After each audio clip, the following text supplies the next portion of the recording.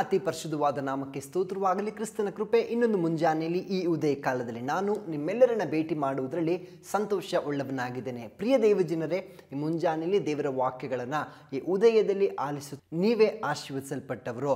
ಈ ದಿನದಲ್ಲಿ ಕರ್ತನೊಟ್ಟಿಗೆ ನಾವು ಈ ದಿನವನ್ನು ಆರಂಭಿಸುವಾಗ ನಮ್ಮನ್ನು ನಾವು ದೇವರ ಕೈಯಲ್ಲಿ ಹೀಗೆ ಒಪ್ಪಿಸಿಕೊಡೋಣ.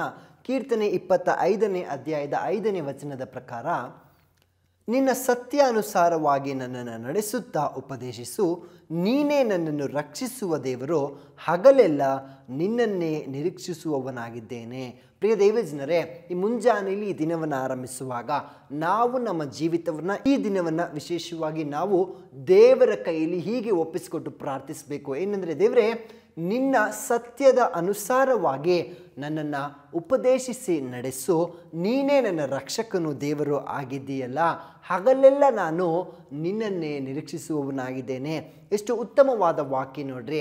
ನಾವು ಪ್ರತಿನಿತ್ಯವೂ ದೇವರ ಕೈಯಲ್ಲಿ ನಮ್ಮನ್ನು ಹೀಗೆ ಒಪ್ಪಿಸಬೇಕು. ದೇವರೇ, ನಿನ್ನ ವಾಕ್ಯಗಳಿಂದ, ನಿನ್ನ ಸತ್ಯ ವಾಕ್ಯಗಳ ಅನುಸಾರವಾಗಿ ನನ್ನನ್ನು ಉಪದೇಶಿಸಿ ಮಾರ್ಗ ನಡೆಸುವಂತ ಒಪ್ಪಿಸಿಕೊಡಬೇಕು.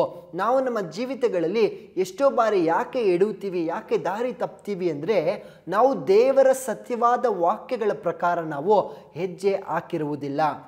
ಅಲ್ಲೂಯ, ನಾವು ಅನೇಕ ಬಾರಿ ನಮ್ಮ ತಲೆಗೆ ತೋಚಿದ ಪ್ರಕಾರ, ನಮ್ಮ ಮನಸ್ಸಿಗೆ ಬಂದ ರೀತಿಯಲ್ಲಿ ನಾವು ಮಾರ್ಗಗಳನ್ನು ಆಯ್ಕೆ ಮಾಡಿ ಮುಂದೆ ಹೋಗ್ತೀವಿ.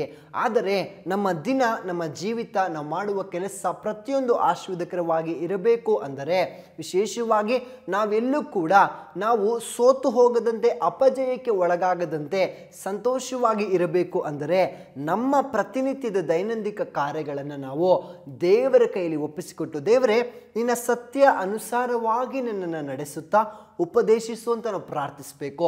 ಆತನ ವಾಕ್ಯಗಳನ್ನು ನಾವು ಅಳವಡಿಸಿಕೊಂಡು ಆತನ ವಾಕ್ಯದ ಆಧಾರಿತವಾಗಿ ನಾವು ಹೆಜ್ಜೆಗಳನ್ನು ಹಾಕುವಾಗ ನಿಶ್ಚಯವಾಗಿ ನಮ್ಮ ಜೀವಿತ ಆಶೀರ್ವಾದಕರವಾಗಿರ್ತದೆ.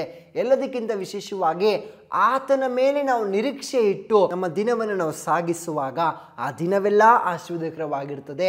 ಯಾಕೆಂದರೆ ಆತನ ಮೇಲೆ ನಿರೀಕ್ಷೆ ಇಡುವವರು ಯಾವಾಗಲೂ ಹೊಸ ಬಲವನ್ನು ಹೊಂದುವರು ಅಂತ ಸತ್ಯವೇದ ಹೇಳ್ತದೆ.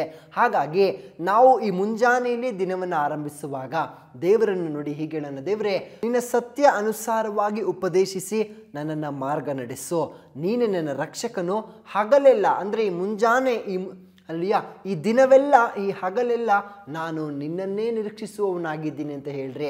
ಆಗ ನಿಶ್ಚಯವಾಗಿ ನಮ್ಮ ದಿನ ಮುಂಜಾನೆ ಆರಂಭದಿಂದ ಈ ದಿನದ ಅಂತ್ಯದವರೆಗೂ ನಮ್ಮ ನಿರೀಕ್ಷೆ, ನಮ್ಮ ನಂಬಿಕೆ ಎಲ್ಲವೂ ಕೂಡ ಆತನ ಮೇಲೆ ಆಗಿರ್ತದೆ. ಆತನ ವಾಕ್ಯದಿಂದ, ಆತನ ಉಪದೇಶದ ಅನುಸಾರವಾಗಿ ನಾವು ನಮ್ಮ ದಿನವನ್ನು ಕಳೆಯುವಾಗ ದಿನವೆಲ್ಲ ಆಶೀರ್ವಾದಕರವಾಗಿರ್ತದೆ. ನಂಬುತ್ತಾ ಪ್ರಾರ್ಥಿಸೋಣವೇ. ಪರಿಶುದ್ಧಾತ್ಮನೇ, ನಿಮಗೆ ಸ್ತೋತ್ರಪ್ಪ. ನಿನ್ನ ವಾಕ್ಯನ ಮುಟ್ಟಿಗೆ ಹೀಗೆ ಮಾತನಾಡೋದಕ್ಕಾಗಿ ವಂದನೆ. ಹೌದು ಅಪ್ಪ, ನಿನ್ನ ಒಂದು ಸತ್ಯ ಅನುಸಾರವಾಗಿ ನಮ್ಮನ್ನು ಉಪದೇಶಿಸಿ ಮಾರ್ಗ ನಡೆಸು. ಈ ದಿನದಲ್ಲಿ ಪ್ರಿಯ ಮಕ್ಕಳನ್ನು ಆಶೀರ್ವದಿಸ್ರಿ ಅಪ್ಪ.